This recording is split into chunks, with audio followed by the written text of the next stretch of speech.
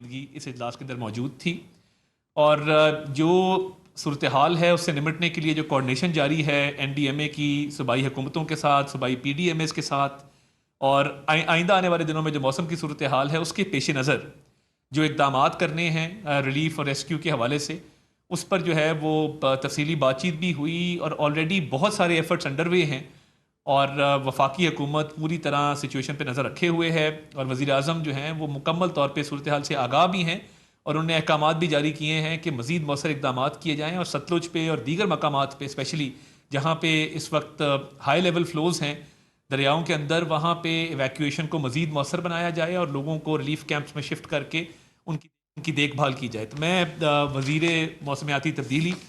Doctor مصدق مسعود ملک صاحب سے request کروں گا کہ وہ نیشنل رسپانس کے بارے سے بات کریں گے، اس کے بعد چیئرمین این ڈی ایم اے اپنے خیالات کا اظہار کریں گے۔ ڈاکٹر صاحب بہت شکریہ جی۔ جیسے ہم بہت دن سے آپ کو یہ اطلاع دے رہے ہیں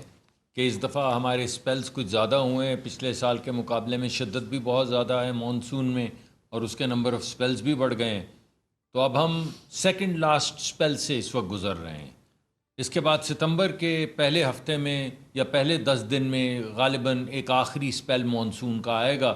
اور اللہ نے اگر چاہا تو جو نقصان ہوا ہے اس کا ازالہ تو نہیں ہو سکتا، لیکن پوری کوشش کر کے ہم لوگ یہ کوشش کریں گے کہ کم سے کم نقصان ہو۔ اور وزیر اعظم صاحب نے حکم دیا ہے کہ تمام شہروں میں اور تمام علاقوں میں اگلے سال کی پلاننگ اس مانسون کے ختم ہونے کے ساتھ ہی یا اس سے پہلے شروع ہو جانی چاہیے۔ اگلے سال ہمیں ریسکیو کی بات نہیں، پریونشن کی بات کرنی ہے، اور اس پریونشن کے لیے ڈرینیج سسٹمز کو ٹھیک کرنے کا جو طریقہ کار ہے اس کے لیے ہمارے پاس پورا سال موجود ہے۔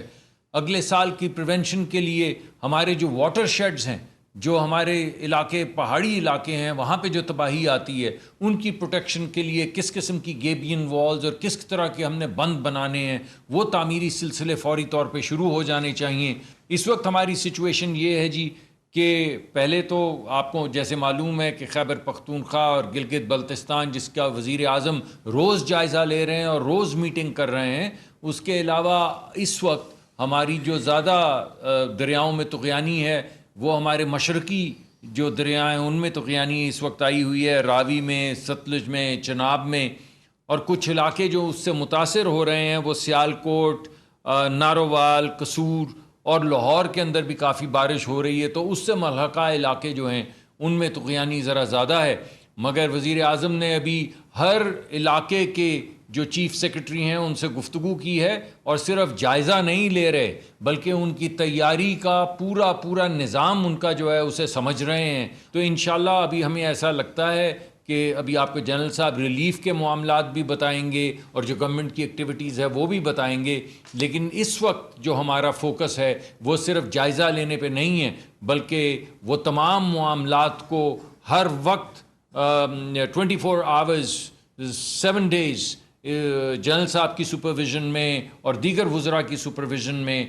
وزیر اعظم از میکنگ شور کہ کوئی جگہ ایسی نہ رہ جائے جہاں پہ کوئی بڑے نقصان کا اندیشہ ہو، اور وہاں پہ حکومت چاہے وفاقی، چاہے صوبائی، چاہے تحصیل کی، وہ نظر نہ آئے۔ اور جیسے میں پہلے بھی آپ کو بتا چکا ہوں، ہر وزیر کو یہ حکم ہے کہ کوئی شخص یہ بات نہیں کرے گا کہ یہ کام صوبے کا ہے یا تحصیل کا ہے یا ضلع کا ہے، یہ پاکستانیوں کی ذمہ داری ہے، ہم حکومت پاکستان ہیں، یہ ہماری ذمہ داری ہے۔ ہم تحصیل سے لے کر ضلع سے لے کر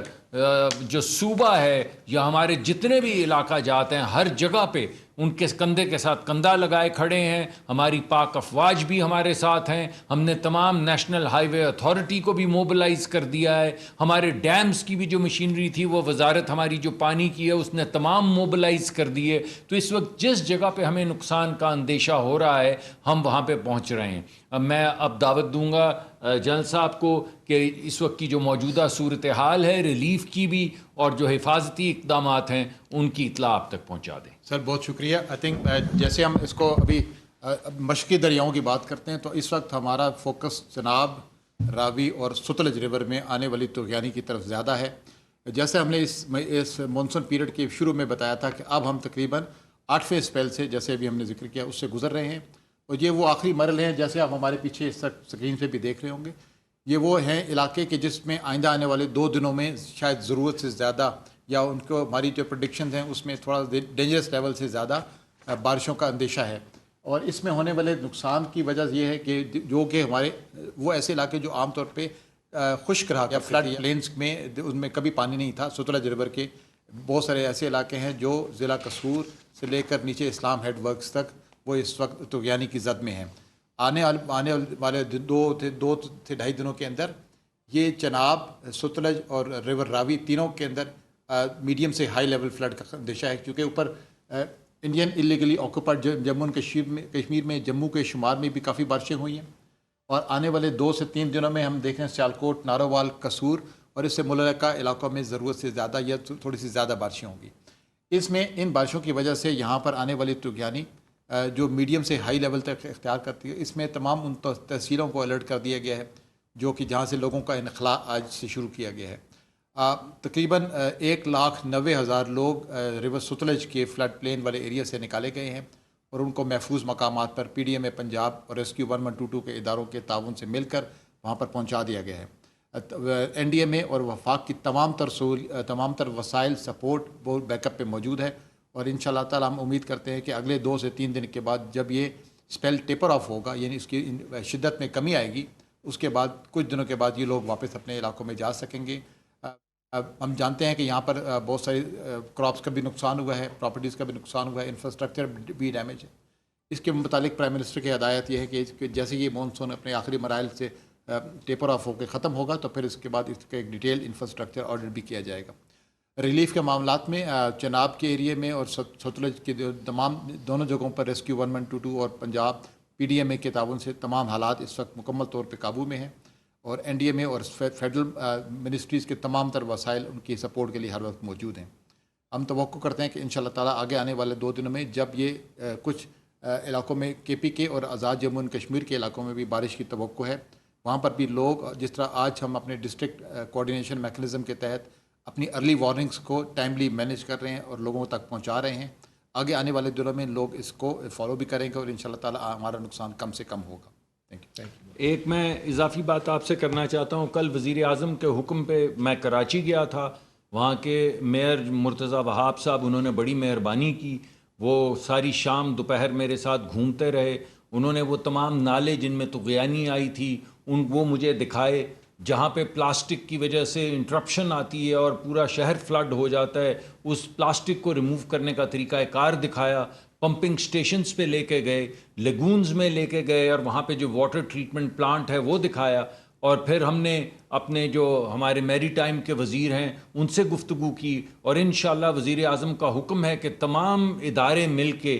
اور تمام وفاقی ادارے اور وزارتیں مل کے کراچی کے مسائل میں جتنی شرکت کر سکیں ان کو کرنی ہے. کیونکہ یہ جس طرح کی ہمیں جو زندگی میں تعطل آ جاتا ہے یا نقصانات ہوتے ہیں، یہ ہمارے لیے ناقابل قبول ہیں. انشاءاللہ جیسے میں نے پہلے آپ کو بتایا تھا کہ اگلے سال کی تیاری ڈرینیج کے حساب سے، نالوں کے حساب سے، پمپنگ سٹیشنز کے حساب سے، یا پانی کو صاف کرنے کے سیور واٹر جو مکس ہو جاتا ہے پینے کے پانی میں، وہ تمام اس کی ٹریٹمنٹ پلانٹس کے حوالے سے بھرپور کام کریں گے. ہمارے تقریباً 190 فیڈر جو ہیں وہ متاثر ہوئے تھے، اور ہمارے جو وزیر ہیں بجلی کے ماشاءاللہ ہی was in the field all the time. Aleem Khan صاحب بھی اور لغاری صاحب بھی یہ دونوں فیلڈ کے اندر موجود رہے ہیں. تمام ہائی ویز جو ہیں وہ ریسٹور کر دی گئی ہیں. کنیکٹنگ جو ہماری چھوٹی چھوٹی سڑکیں تھیں ان کو بھی صاف کیا جا رہا ہے تاکہ کسی جگہ پہ کوئی کنیکٹیوٹی کا ایشو نہ رہے. اور 190 میں سے تقریباً 165 کے قریب تمام جو